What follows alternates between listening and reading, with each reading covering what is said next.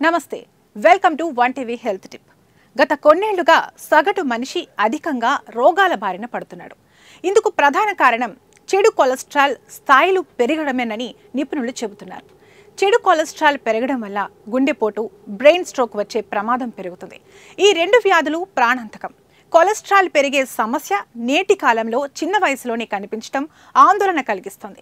దీంతో గుండెపోటు కేసులు కూడా పెరుగుతున్నాయి.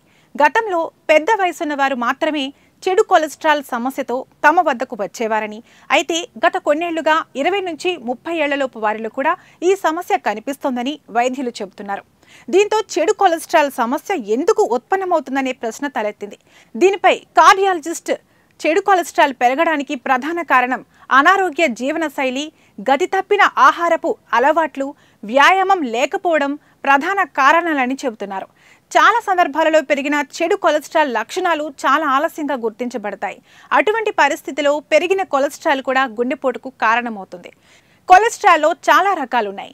అధిక సాంద్రత కలిగిన లిపోప్రోటీన్ అంటే మంచి కొలెస్ట్రాల్, తక్కువ సాంద్రత కలిగిన లిపోప్రోటీన్ అంటే చెడు కొలెస్ట్రాల్ అనే 2 రకాల కొలెస్ట్రాల్ ఉంటాయి.